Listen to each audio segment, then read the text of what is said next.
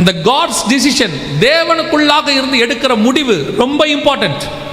நீங்கள் உங்கள் எதிர்காலத்தை கர்த்தருக்குள்ளிருந்து நிர்ணயிக்க வேண்டும். பல நேரங்களிலே நீங்கள் எதன் அடிப்படையில் நிர்ணயிக்கிறீங்க நான் உங்களுக்கு சொல்றேன். ஆதியாகமத்தின் புஸ்தகம் 3ஆம் அதிகாரத்தை வாசிங்க. ஆதியாகமத்தின் புஸ்தகம் 3ஆம் அதிகாரம் அந்த 6வது வசனம் திருப்பி வாசிங்க. அப்பொழுது ஸ்ரீயானவள், அந்த விருட்சம் புசிப்புக்கு நல்லதும் பார்வைக்கு இன்பமும் புத்தியை தெளிவிக்கிறதற்கு இச்சிக்கப்படத்தக்க விருட்சமுமா இருக்கு. இப்போ இந்த விருட்சம் இப்படிலாம் இருக்க, இந்த விருட்சம் எங்கே இருந்துச்சு தெரியுமா? அதான் ரொம்ப முக்கியம், ரொம்ப இம்பார்ட்டன்ட். அதுதான் வீழ்ச்சிக்கு காரணம். வாசிங்க 3ஆம் அதிகாரம் 3ஆம் வசனம் வாசிங்க. ஆனாலும் தோட்டத்தின் நடுவில் இருக்கிற விருட்சத்தின் கனியை குறித்து தேவன் நீங்கள் சாகாதபடிக்கு அதை புசிக்கவும் அதை தொடவும் வேண்டாம் என்று சொன்னார் என்றால். இந்த விருட்சம் எங்க இருந்துச்சு? தோட்டத்தின். சரி, இன்னொரு விருட்சம் எங்க இருக்குன்னு பாருங்க. வாசிங்க 2:9 வாசிங்க.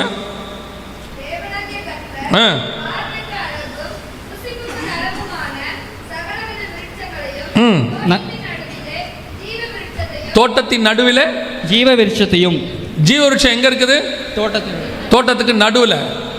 இந்த வீழ்ச்சி, இச்சிக்கப்படத்தக்க விருட்சம், அது எங்க இருக்குது? அது எங்க இருக்கு? அதுவும் நடுவில் தான் இருக்குது. 3ஆம் அதிகாரம் 3ஆம் வசனம் திருப்பி வாசிங்க பார்ப்போம். ஆனாலும் தோட்டத்தின் நடுவில் இருக்கிற விருட்சத்தின் கனியை குறித்து தேவன் நீங்கள் சாகாதபடிக்கு அதை புசிக்கவும் அதை தொடவும் வேண்டாம் என்று சொன்னார் என்றால். நல்லா கவனிச்சுக்கொள்ளுங்க. இந்த விருட்சமும் எங்க தான் இருக்குது? நடுவில் தான் இருக்குது. அந்த விருட்சமும் எங்க தான் இருக்குது? நடுவில் தான் இருக்குது. இப்போ பிரச்சனையே என்னன்னா, இந்த 2 விருட்சத்தையும் பார்க்கும்போது ஒரு விருட்சம் பார்வைக்கு இன்பம், புத்தியை தெளிவிக்கிறதுக்கு இச்சிக்கப்படத்தக்கதாக இருக்குது. இன்னொரு விருட்சம் ஜீவ விருட்சம். இதை பற்றின எந்த டிஸ்கிரிப்ஷன், வர்ணிப்பு பைபிளில் இல்லை. எப்படி இருக்கும்னு ஜீவ விருட்சத்தை பற்றி இல்லை. 2ஆம் அதிகாரத்திலையும் இல்லை, 3ஆம் அதிகாரத்திலையும் இல்லை. வெளிப்படுத்தல் 2ஆம் அதிகாரத்தில் ஜீவ விருட்சத்தை பற்றி இருக்கு, அங்கேயும் இல்லை. எங்கேயுமே ஜீவ விருட்சம் எப்படி இருக்கும் அப்படின்னு இல்லவே இல்லை. ஆனால் உங்களை வீழ்த்த பண்ணுகிற விருட்சம் இருக்கே, நன்மை தீமை அறியத்தக்க கனி, அது எப்படி இருக்கும்னு பைபிள் சொல்லுது. பார்வைக்கு இன்பமும் புசிப்புக்கு நல்லதும் புத்தியை தெளிவிக்கிறதுக்கு இச்சிக்கப்படத்தக்கதாக இருக்கிறது. 2 விருட்சமும் பக்கத்தில் பக்கத்தில் தான் இருக்குது. இதுதான் டேஞ்சர். இப்போ இதுதான் இருக்கிறதுல டேஞ்சர். உங்களுக்கு கர்த்தர் வச்சிருக்கிற ஜீவ விருட்சமும் அங்கதான் இருக்குது. உங்களை விழ பண்ணுகிற இச்சிக்கப்படத்தக்க விருட்சமும் எங்க இருக்குது? அங்கதான் இருக்கு. விருட்சம்னா மரம், நல்லா தெரிஞ்சுக்கொள்ளுங்க. விருட்சம்னா மரம். 2 மரமும் பக்கத்தில் பக்கத்தில் இருக்குது. ஒன்று காட்ஸ் வில், உங்களுக்காக கர்த்தர் வச்சது, சாப்பிடணும். இன்னொன்று சாப்பிடக்கூடாது, காட் உங்களுக்கு அது வேணான்னு சொல்றது. காட் விளக்கின கனியும் காட் கொடுக்கிற கனியும் பக்கத்தில் பக்கத்தில் தான் இருக்கும், ரொம்ப டிஸ்டன்ஸில் இருக்காது. இங்கே தான் நான் சொன்ன பாருங்க, டிசிஷன் எடுக்கிற வேலைன்னு ஒன்று இருக்குது. இதுதான் கர்த்தர் உங்ககிட்ட கொடுத்துருக்கிறாரு. ரெபேக்காளுக்கு அந்த டிசிஷன் எடுக்கிற அந்த அத்தாரிட்டி இருந்துச்சு. உங்ககிட்டயும் கர்த்தர் அதை தான் எதிர்பார்க்குறார். 2 வருஷம் பக்கத்தில் இருக்கும் ஒன்று, ஆனால் பார்க்கறதுக்கு அட்ராக்டிவாக இருக்கும். பொதுவாக நீங்களும் நானும் எதை வச்சு நம்ம செலக்ட் பண்ணுவோம் அப்படின்னு கேட்டிங்கன்னா, இப்போ ஒரு உதாரணத்துக்கு சொல்கிறேன். இதுக்கு ஒத்த காரியம் இருக்குது. ஆதியாகமத்தின் புஸ்தகம் 13ஆம் அதிகாரத்தில் ஆபிரகாமும் லோத்தும் போகிறாங்க. லோத்து போகும்பொழுது ஆபிரகாம் லோத்தை பார்த்து சொல்லிட்டாரு, உனக்கு முன்னாடி எல்லாம் ஓப்பனாக இருக்குது, நீ எதை வேணாலும் செலக்ட் பண்ணிக்கோ அப்படின்ட்டாரு. 11வது வசனம் வாசிங்க. 13:11. அப்பொழுது லோத்து யோர்தானுக்கு அருகான சமபூமி முழுவதையும் தெரிந்து கொண்டு கிழக்கே பிரயாணப்பட்டு போனான். இப்படி அவர்கள் ஒருவரை ஒருவர் விட்டு பிரிந்தார்கள். 10வது வசனம் வாசிங்க. மன்னிக்கணும், 10. அப்பொழுது லோத்து தன் கண்களை ஏறெடுத்து பார்த்து யோர்தான் நதிக்கு அருகான சமபூமி முழுவதும் நீர்வளம் பொருந்தி இருக்கிறதாக கண்டான். கர்த்தர் சோதோமையும் கோமோராவையும் அழிக்கும் முன்னே சோவாருக்கு போகும் வழி மட்டும் அது கர்த்தருடைய தோட்டத்தை போலவும் எகிப்தின் தேசத்தை போலவும் இருந்தது. சோதோம் எப்படி இருந்துச்சா பார்க்கறதுக்கு? கர்த்தருடைய தோட்டத்தை போல, எகிப்தை போல நீர்வளம் மிக்கதாக.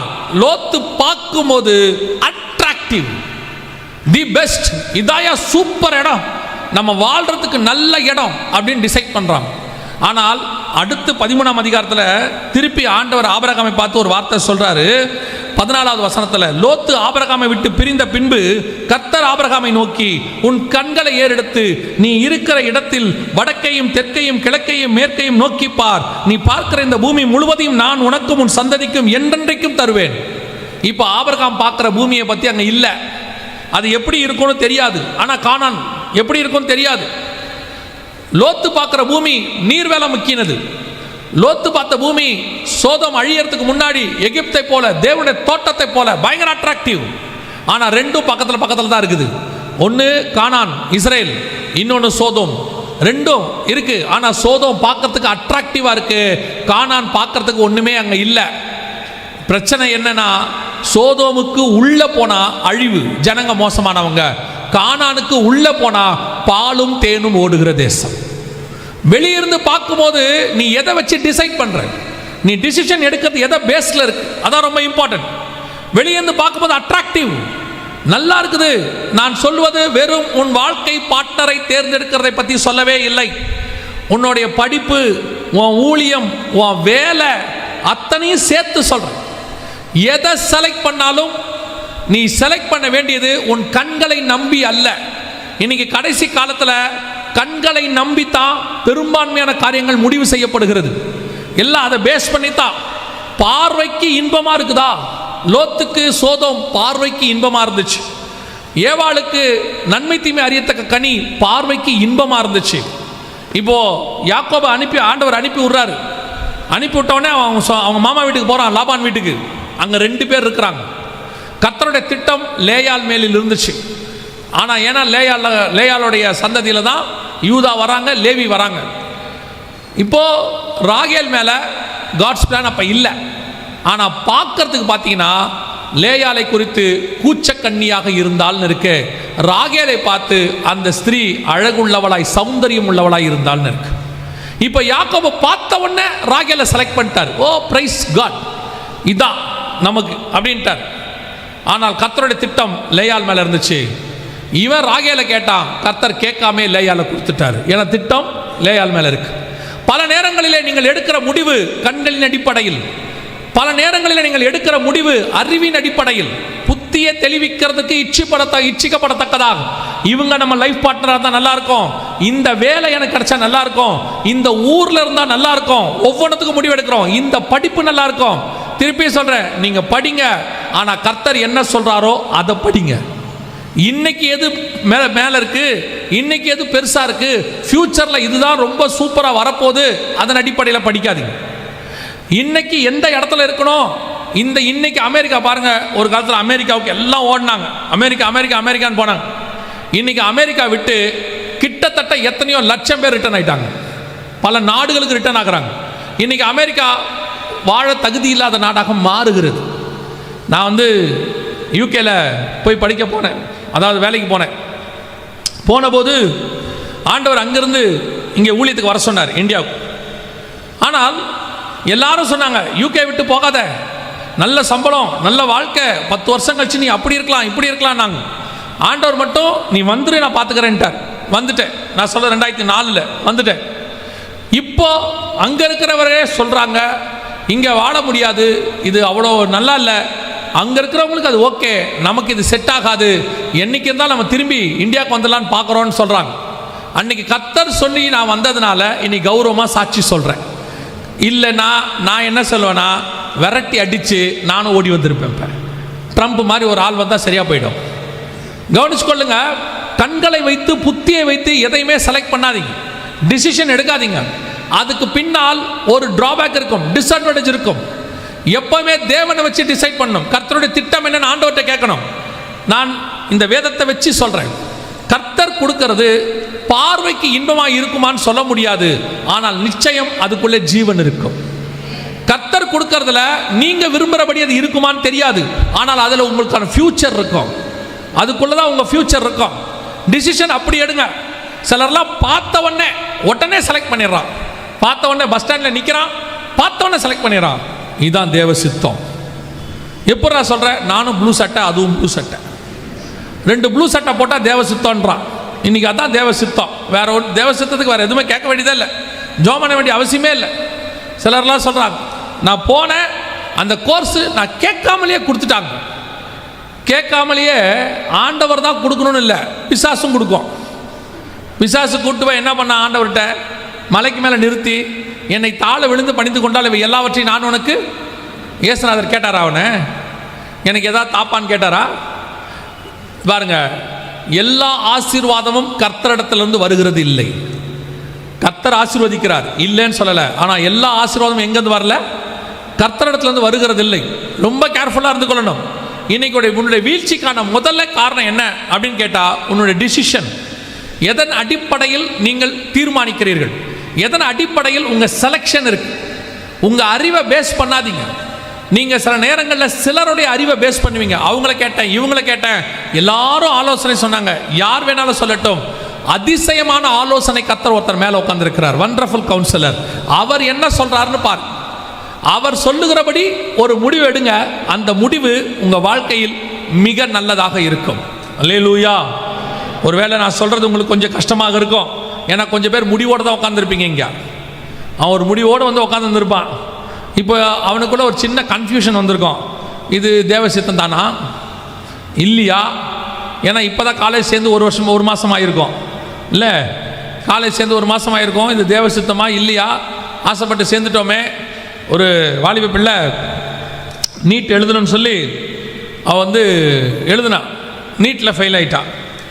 இப்போ நான் சொன்னேன், நீ என்ன செய்ய, கூட இன்னொரு சப்ஜெக்ட் படி, நெக்ஸ்ட் இயர் நான் நீட் எழுத போகிறேன்னா எழுது. நீ இந்த சப்ஜெக்டை ஒன்று எடுத்து படிச்சுக்கிட்டே எழுது, ஏன்னா 1 இயர் வேஸ்ட் பண்ண வேணாம் அப்படின்னு. அப்போது அவளும் சரி நான் சொன்னேன்றதுக்காக கீழ்ப்படிஞ்சு அவள் ஒரு கோர்ஸ் எடுத்துகிட்டு படிச்சுக்கிட்டே நீட் எழுதுனான். போன வாட்டியை விட நீட்டில் இந்த வாட்டி மார்க் குறைவாயிருச்சு. அப்போ சொன்னா அவள், நான் நல்லா தான் படிச்சுட்டு போனேன். நான் காட்ஸ் வில்னு ஒன்று இருக்குது. எல்லாரும் டாக்டர் ஆகணுங்கிறது காட்ஸ் வில் இல்லை. டாக்டர் ஆகணும், தேவ சித்தம் இருக்குது. சிலர் இன்ஜினியர் ஆகணும், சிலர் ஐஏஎஸ் ஆகலாம், ஐபிஎஸ் ஆகலாம், என்ன வேணால் ஆகலாம். பெரும்பான்மையாக ஊழியக்காரன் ஆகலாம். கர்த்தர் திட்டம் என்னன்னு இருக்குது, அதுக்கு தான் நம்ம ஃபோக்கஸ் பண்ணணும். பல நேரத்தில் நாம் ஒரு அடம் பிடிச்சி, இல்லை இதுதான் நான் சின்ன வயசுலேருந்து ஆசைப்பட்டுட்டேன். ஆசைப்படுங்க, வேணான்னு சொல்ல, அது தேவ சித்தமாக தான் பார்க்கணும். தேவ சித்தம் இல்லைன்னா அந்த ஆசையை விடுறதுக்கும் நீங்கள் தயாராக இருக்கணும். ஆதாமுடைய முதல் வீழ்ச்சி அவனுடைய செலக்ஷன், ராங் செலக்ஷன். 2 பக்கத்தில் இருந்துச்சு, ஜீவ விருட்சமும் நன்மை தீமை அறியத்தக்க விருட்சமும். ஆனால் நன்மை தீமை அறியத்தக்க விருட்சத்தை விட ஜீவ விருட்சம் பார்வைக்கு இன்பமாக இருந்துச்சு. அவன் செலக்ட் பண்ணிட்டான். லோத்து செலக்ட் பண்ணார், யாக்கோபு செலக்ட் பண்ணார். எல்லாமே ஒரு இடத்துல அவர்களுக்கு பெயின்ஃபுல்லாக இருந்துச்சு. கடைசியில் அவர்கள் அது வீழ்ச்சியாக மாறுகிறது. 2வது வாசிங்க, ஆதியாகமத்தின் புஸ்தகம் 3ஆம் அதிகாரம். ஆதியாகமத்தின் புஸ்தகம் 3ஆம் அதிகாரம் 18வது வசனத்தை வாசிங்க. அது உனக்கு முள்ளும் குறுக்கும் விளைப்பிக்கும், வெயிலின் மணிங்க 2:18. பின்பு தேவனாகிய கர்த்தர், மனுஷன் தனிமையாக இருப்பது நல்லதல்ல, ஏற்ற துணையை அவனுக்கு உண்டாக்குவேன் என்றார். கவனிங்க, இந்த வசனத்தை லிட்ரலாக சில காரணங்களுக்காக கர்த்தர் எனக்கு இன்னைக்கு பேச சொல்லியிருக்கிறார். ஒரு சில நேரங்களில் யூத் மீட்டிங்கில் இந்த மாதிரி காரியங்கள்லாம் பேசப்படுகிறது இல்லை. அதான் சொல்கிறேன், யூத் மீட்டிங்கில் நல்ல வார்த்தைகள், மோட்டிவேஷன் ஸ்பீச்செல்லாம் இருக்குது. சில காரியங்கள் தேவைப்படுகிறது இந்த கடைசி காலத்தில். அதனால் ஆண்டவர் உணர்த்தினதுனால இதையும் சொல்கிறேன். அந்த வசனம் திருப்பி வாசிங்க பார்ப்போம். பின்பு தேவனாகிய கர்த்தர், மனுஷன் தனிமையாக இருப்பது நல்லதல்ல, ஏற்ற துணையை அவனுக்கு உண்டாக்குவேன் என்றார். ஏற்ற துணையை அவனுக்கு. இன்னைக்கு உள்ள பிரச்சனைகள் 2 காரியங்களை மிக முக்கியமாக நான் உங்கள்கிட்ட சொல்லிட்டு இந்த ஏற்ற துணையை பற்றி உங்களுக்கு ஒரு 2 விஷயத்தை மிக முக்கியமாக சொல்ல விரும்புகிறேன். ஏற்ற துணைனா என்ன? இங்கிலீஷில் பார்த்தீங்கன்னா அங்கே என்ன போட்டிருக்கு அப்படின்னு கேட்டிங்கன்னா, ஹெல்ப்பர்னு இருக்குது. அந்த இடத்துல வசனம் என்ன சொல்லுதுன்னா, The Lord said it's not good that man should be alone. I will make him and help to meet for him.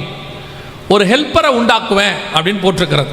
நான் இதை பற்றி அப்புறம் சொல்கிறேன் ஹெல்ப்பர்னா என்னன்னு ஸ்பிரிச்சுவலாக. பொதுவாக ஏற்ற துணை அப்படின்னா என்ன? வாசிங்க, ஆதியாகமத்தின் புஸ்தகம் 1ஆம் அதிகாரம் 27வது வசனம். தேவன் தம்முடைய சாயலாக மனுஷனை சிருஷ்டித்தார், அவனை தேவ சாயலாக சிருஷ்டித்தார், ஆணும் பெண்ணுமாக அவன் சிருஷ்டித்தார். நல்ல கவனிங்க, எப்படி சிருஷ்டித்தார்? ஆணும் பெண்ணுமாக சிருஷ்டித்தார்.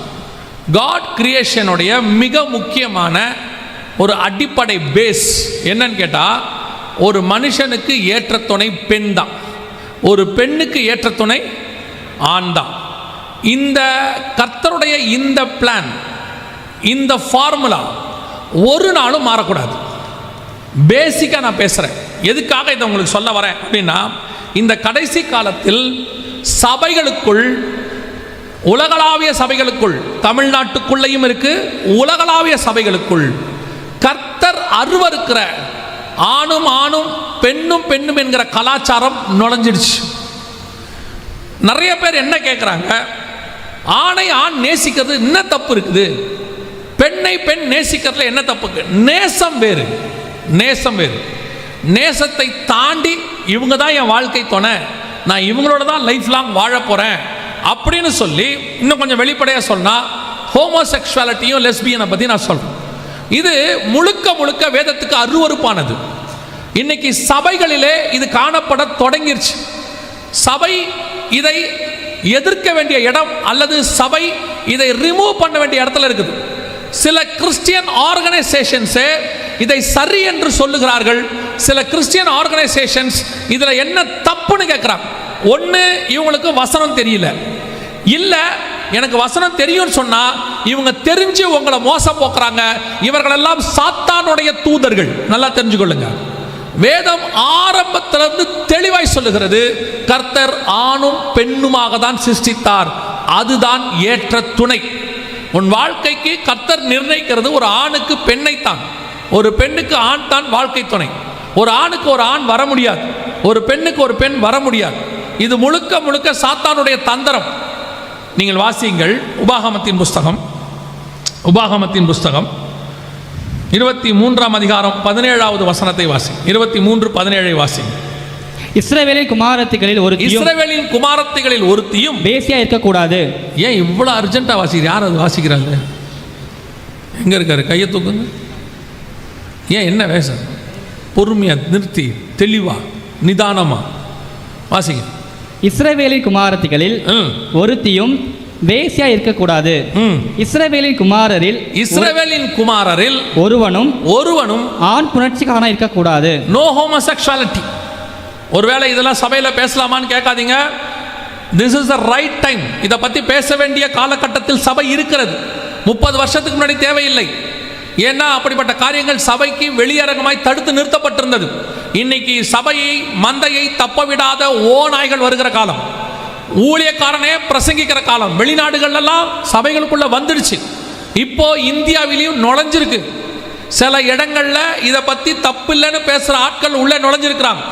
வாலிப பிள்ளைகளுக்கு சொல்றேன், வாலிப பசங்களுக்கு சொல்றேன், ஒரு நாளும் கர்த்தர் இதை அருவருக்கிறார். எல்லா நாளும் அருவருக்கப்படுகிறது.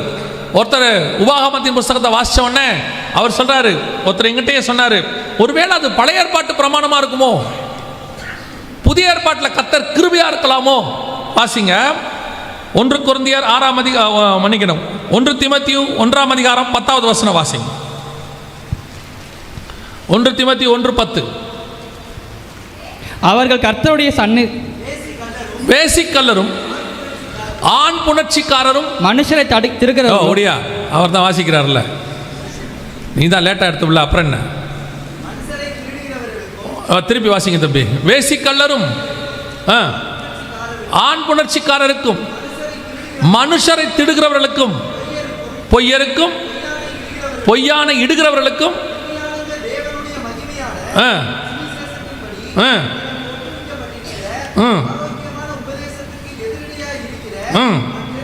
மற்ற எந்த செய்கைக்கும் விரோதமாய் விதிக்கப்பட்டிருக்கிறது. அகைன்ஸ்ட் டு தி காட்ஸ் லா. சபைகளுக்குள்ளே இப்படிப்பட்ட காரியங்கள் அருவருக்கப்படுகிறது. ஆணுக்கும் சரி பெண்ணுக்கும் சரி. யார் சரின்னு சொன்னாலும் சரி, எவ்வளோ பெரிய ஊழியக்காரன் சரின்னு சொன்னாலும் சரி, எவ்வளோ பெரிய சபை சொன்னாலும் சரி, வேதம் தப்பென்று சொல்லுகிறது. தப்பு தான், அது பாவம்தான். ஒரு பெரிய சபை, 80,000 பேர் இருக்கிற சபை, அந்த சபையினுடைய போதகர் இவ்விதமாய் சொன்னார், நான் இந்த மாதிரி ஆணும் ஆணும் பெண்ணும் பெண்ணும் திருமணம் பண்ணுகிறவர்களை நான் தடுக்கிறதில்லை, என்கரேஜ் பண்ணுறேன். காரணம், ஆண்டவர் பாவிகளை நேசிக்கிறார், நாம் ஏன் அவர்களை நேசிக்க கூடாது அப்படின்னார். திருப்பியும் சொல்றேன், ஆண்டவர் பாவிகளை நேசிக்கிறார், பாவத்தை அல்ல. பாவத்தை நேசிப்பதற்கும் பாவிகளை நேசிப்பதற்கும் வித்தியாசம் இருக்குது. பாவியை நேசிக்கிறார். எதுக்காக? பாவத்தை விட்டு வர வேண்டும் என்பதற்காக. ஒரு ஒரு ஒரு மனுஷன் இருந்தான், 38 வருஷம் படுத்திருந்தான். அவனை பார்த்து கர்த்தர் சொன்னார், விடுதலையாக்கினார். அடுத்து சொன்ன வார்த்தை என்ன தெரியுமா? இனி பாவம் செய்யாது. ஒரு அம்மா தப்பான வாழ்க்கை வாழ்ந்தாங்க, காலில் வந்து விழுந்தாங்க, இயேசு மன்னிச்சாரு. அடுத்து என்ன சொன்னார்? இனி பாவம் செய்யாத. இயேசு பாவியை நேசித்தார், பாவத்தை அல்ல. பாவத்தை விட சொன்னார். இன்னைக்கு அந்த பாவத்தோட உட்கார்ந்துருக்கிற சபை இருக்குது. அந்த பாவத்தை என்கரேஜ் பண்ற ஊழியக்காரங்க இருக்கிறாங்க. உங்களுக்கு சொல்லுகிறேன், அவர்கள் உங்களுக்கு நரகத்துக்கு வழிகாட்டுகிறார்கள். ஒரு நாளும் ஒரு ஆணுக்கு ஆண் துணையாய் மாற முடியாது, ஒரு பெண்ணுக்கு பெண் துணையாய் மாற முடியாது. ஆணுக்கு பெண் தான் துணை, பெண்ணுக்கு ஆண் தான் துணை. இதுதான் ஃபார்முலா, இதான் நேச்சர், இதான் கர்த்தர் வகுத்தது. யார் இதற்கு விரோதமாய் சொன்னாலும் அவர்கள் பாவம் செய்கிறார்கள், அவர்கள் தேவனுக்கு விரோதமாய் போகிறார்கள். தயவு செய்து இப்படிப்பட்ட பாவத்தில் இருப்பீர்களானால், நல்லா கவனிங்க, இப்படிப்பட்ட பாவத்தில் இருப்பீர்களானால் உடனடியாக அந்த பாவத்தை விட்டு வெளியே வா. கர்த்தர் அருவருக்கிறார், கர்த்தருக்கு அது பிடிக்காது. சில நேரங்களிலே அது நடக்க வாய்ப்பு இருக்கிறது. வாலிப பிராயத்தில் இப்படிப்பட்ட காரியங்களை கடந்து வருவதற்கு வாய்ப்பு இருக்கிறது. ஒருவேளை வெளிநாட்டில் அது வெளிப்படையாக இருக்கும், நம்ம நாட்டில் அது கொஞ்சம் மறைமுகமாக இருக்கும். அப்படிலாம் இருந்தால் தயவு செய்து விட்டு வெளியே வா. ஒருவேளை என்னால் விட முடியல, சில நேரத்தில் இதுக்கு அது என்னுடைய மாம்சத்தை தாண்டி போகுது, சிலருக்கு இருக்கு, நான் விட்டுவிட வேண்டும் என்று நினைக்கிறேன், விட்டுவிட வேண்டும் என்று நினைக்கிறேன், ஆனால் அதிலிருந்து என்னால் என்ன செய்ய முடியல, விடுபட முடியல. செஞ்ச பிறகு ஒரு குற்ற உணர்வு வருது. ஐயோ நான் செஞ்சிட்டேனே, நான் செய்யக்கூடாதுன்னு நினைச்சேனே அப்படின்னு. இனிமேட்டு செய்ய மாட்டேன்னு ஒரு சூழ்நிலையில் தீர்மானம் கூட எடுக்கிறீங்க. ஆனால் ஒரு நேரம் வரும்போது அந்த பாவம் அல்லது மாம்சம் உங்களை மேற்கொள்ளுகிறது. அது ஆண் புணர்ச்சியாக இருக்கலாம், பெண் புணர்ச்சியாக இருக்கலாம், அல்லது சுய புணர்ச்சியாக இருக்கலாம். அந்த வசனத்தை வாசி நீங்கள் நோட் பண்ணி வச்சுக்கோங்க, உங்களுக்கு யூஸ் பண்ணுறதாக நான் சொல்கிறேன். ஏன்னா சிலருக்கு மெடிக்கலி இன்னைக்கு யூடியூப்லலாம் சில காரியங்களை தப்பு இல்லைன்னு போதிக்கிறாங்க. தப்பு இல்லை, இதெல்லாம் தப்பு கிடையாதுப்பா அப்படின்றாங்க. வாசிங்க 1 கொரிந்தியர் 6ஆம் அதிகாரம் 9வது வசனத்தை வாசிங்க. 1 கொரிந்தியர் 6:9. சகோதரனுடைய சகோதரன் வழக்காடுகிறான், அவிசுவாசிகளுக்கு முன்பாகவும் அப்படி செய்கிறான். தம்பி நீ வாசிப்பா. அநியாயக்காரர் தேவனுடைய ராஜ்யத்தை சுதந்திரிப்பது இல்லை என்று அறியீர்களா? வஞ்சிக்கப்படாதிருங்கள். வேசி மார்க்கத்தாரும் விக்கிரக ஆராதனைக்காரரும் விபச்சாரக்காரரும், நல்ல கவனிங்க, என்ன இருக்குது? சுய புணர்ச்சிக்காரரும், வாசிங்க, ஆண் புணர்ச்சிக்காரரும், திருடரும், பொருளாசைக்காரரும், வெறியரும், உதாசீனரும், கொள்ளைக்காரரும் தேவனுடைய ராஜ்யத்தை சுதந்திரிப்பதில்லை. ஆண் புணர்ச்சி தப்புன்னு தெரியும் சிலருக்கு, பெண் புணர்ச்சி தப்புன்னு தெரியும், விபச்சாரம் தப்புன்னு தெரியும், வேசிக்கல்லம் தப்புன்னு தெரியும், திருட்டு தப்புன்னு தெரியும். ஆனால் சுய புணர்ச்சி தப்புன்னு நிறைய பேருக்கு தெரியாது. சபைகளில் அது பிரசங்கிக்கப்படுகிறது இல்லை, சபை அது இல்லை என்று நினைச்சிட்டு இருக்குது. தயவு செய்து வாலிப பிராயத்தில் இருக்கிறவர்களுக்கு ஆவியானவர் உணர்த்தினதால் தான் நான் சொல்றேன். இந்த பாயிண்ட் எனக்கு ஆவியானவர் எனக்கு உணர்த்தி நான் எடுத்துட்டு வந்து உட்கார்ந்துருக்கிறேன். எனக்கு உங்கள்கிட்ட பேசணுன்ற அவசியம் இல்லை. ஆனால் இந்த கடைசி காலத்தில் இதையெல்லாம் தப்பு இல்லைன்னு மெடிக்கலி சொல்றாங்க. உங்களுக்கும் சொல்றேன், எல்லாரும் தப்பு இல்லைன்னு சொன்னாலும் பைபிள் தப்புன்னு சொன்னா தப்பு தான்.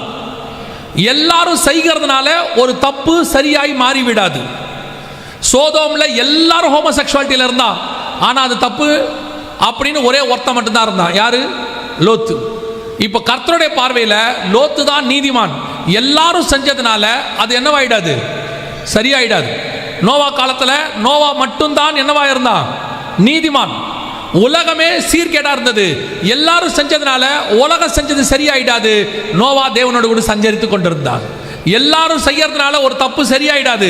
அவன் செய்யறான், இவன் செய்யறான், அவங்க பண்றான், டிவியில சொல்றான், யூடியூப்ல சொல்றான், ஒரு பெரிய செலிபிரிட்டி சொல்றாரு, யார் வேணாலும் சொல்லட்டும்.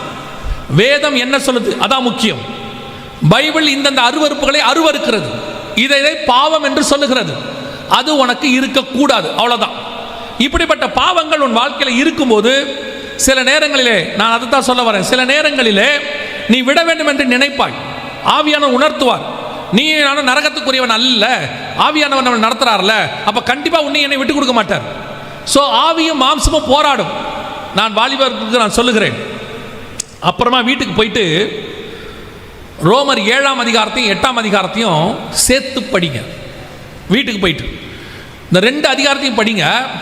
இன்னைக்கு நாம என்ன நிலைமையில இருக்கிறோமோ அதை ஒரு நாள் பவுல் கிராஸ் பண்ணி வந்திருக்கிறார். நம்ம இப்போ என்ன நிலைமையில இருக்கிறோமோ பவுல் அதை கிராஸ் பண்ணி வந்திருக்கிறார். மாம்சத்தோடும் ஆவியோடும் எனக்கு போராட்டம் இருக்குன்னு சொல்றார். சில நேரத்தில் மாம்சம் மேற்கொள்ளுதுன்னு சொல்றார். அதை எப்படி மேற்கொண்டு ஆவியில வாழணுங்கிறத 8ஆம் அதிகாரத்தில் சொல்லுவார். 7ஆம் அதிகாரம் வரைக்கும் மாம்சம் மேற்கொள்றத சொல்வார். 8ஆம் அதிகாரத்தில் ஆவி மேற்கொள்றத சொல்வார். உனக்கு இங்க இருக்கிற எல்லா வாலிபர்களுக்குமே சொல்றேன், அத்தனை பேரும் இங்க யாருமே துணிகரமான பாவத்தை செய்கிறவர்கள் இருக்க மாட்டீர்கள். ஏன்னா நீங்க அப்படி செஞ்சுட்டீங்க வந்து உட்காரவும் மாட்டீங்க. உங்களுக்கு பாவம் இருக்கும், அது வேணாம் விட்டுலாம், எப்படியாவது விடுதலை ஆயிடணும் அப்படிங்கிற எண்ணமும் இருக்கும். ஆனால் விட முடியாதபடி உங்களுக்குள்ள ஒரு போராட்டம் இருக்கும். அந்த பாவத்தை செய்யறதுக்கு முன்னாடி வரைக்கும் நீ சொல்லிக்கிட்டே இருப்ப, செய்ய மாட்டேன், செய்யக்கூடாது, ஏன் நீ வசனத்தை கூட வாசிப்ப.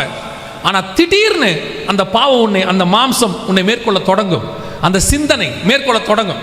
ஆட்டோமேட்டிக்காக நீ அந்த பாவத்தில் விழுந்துருவ. விழுந்த பிறகு திருப்பி அதை செஞ்ச உடனே உனக்குள்ள ஒரு குற்ற உணர்வு வரும்.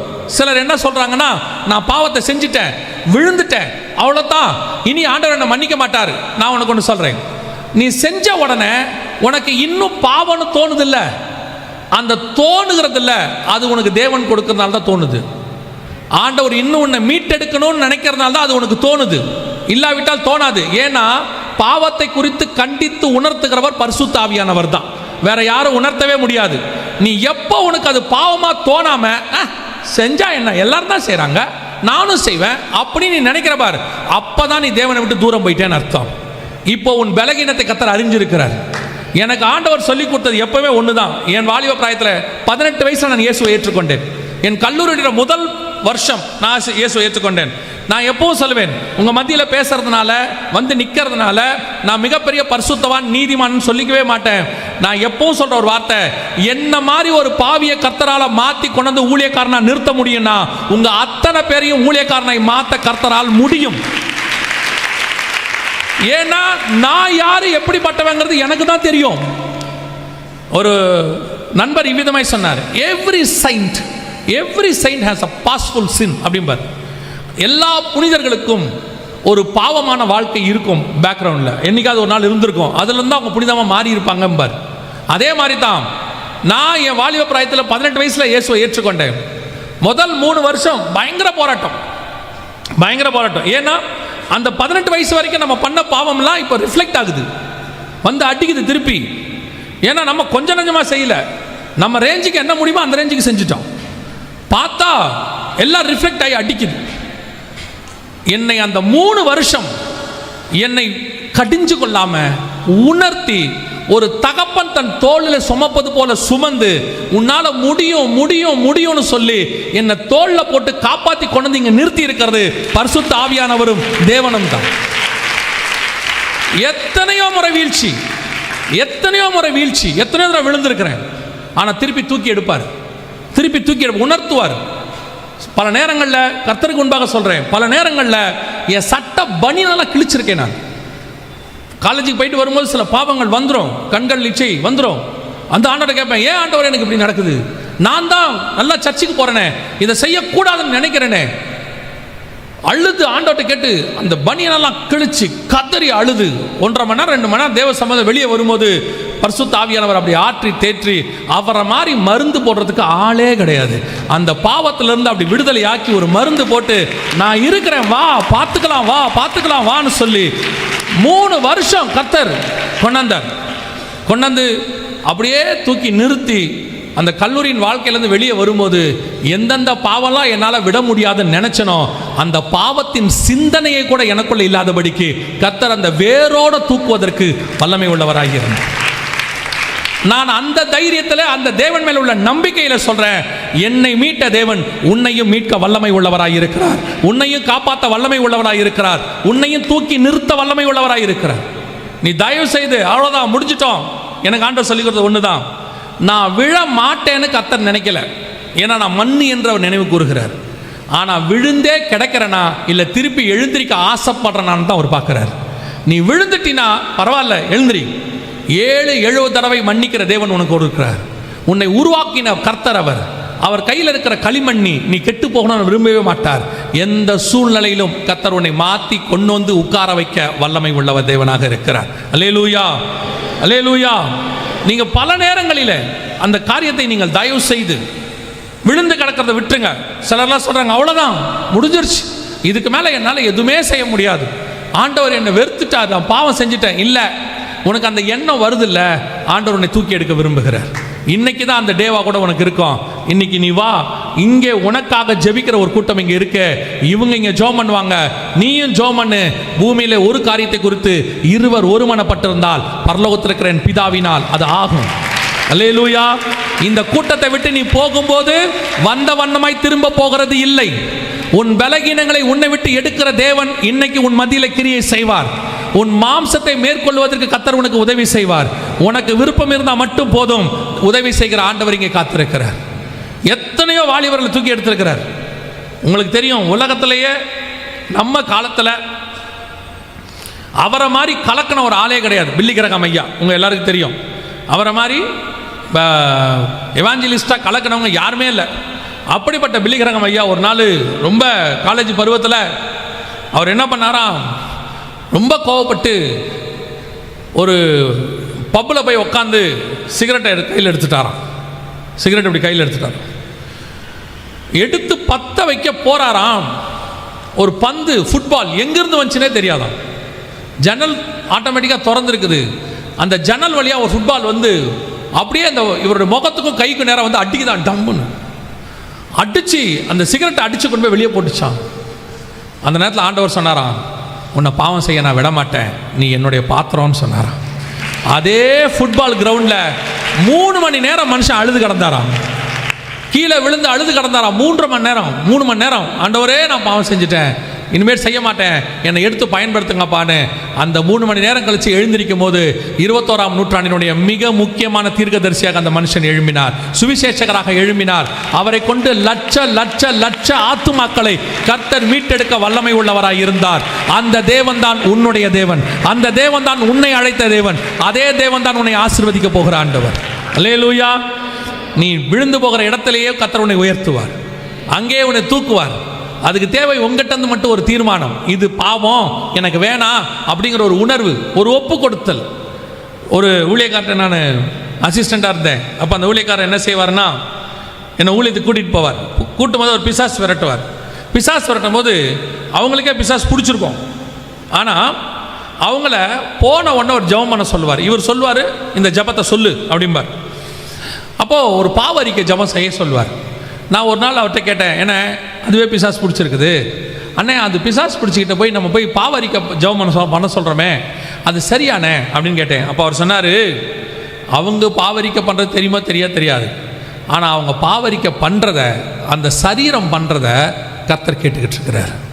அவங்களுக்கு அந்த பாவரிக்க அவங்க வாயிலேருந்து வந்துட்டாலே நமக்கு ஒரு அத்தாரிட்டி கிடைச்சா மாதிரி ஆண்டவர்கிட்ட கேட்க முடியும், இவங்க பாவரிக்க பண்ணியிருக்கிறாங்க ஆண்டவரை, இவங்களை விடுதலையாக்குங்கன்னு. அதுதான் நான் புரிஞ்சுக்கிட்டேன். உன் வாயிலிருந்து ஒரு பாவரிக்கை, ஒரு ஜெபம், ஒரு வேண்டுதல் புறப்படுமானால் பரலோகத்தின் தேவன் அதற்கு பதில் கொடுப்பதற்கு வல்லமை உள்ளவராக இருக்கிறார். இன்னைக்கு அப்படி ஒரு பதிலை தேவன் கொடுப்பதற்கு என்னவாக இருக்கிறார்? வல்லமை உள்ளவராக இருக்கிறார். அல்லேலூயா. எத்தனை பேர் விசுவாசிக்கிறீங்க கர்த்தர் என்னை விடுதலையாக்க போறாருன்னு? இன்னைக்கு போகும்பொழுது அது என்ன காரியமோ எல்லாருக்கும் இருக்கும்னு நான் சொல்லலை. அது என்ன காரியமோ, அது வெளியே தெரிஞ்ச பாவமோ தெரியாத பாவமோ, அதை கர்த்தர் விடுதலையாக்கி உன்னை கர்த்தர் மீண்டுமாக என்ன ஸ்தானத்துக்கு அழைச்சாரோ அதே ஸ்தானத்துக்கு கொண்டு வருவதற்கு வல்லமை உள்ளவராக இருக்கிறார். அல்லேலூயா.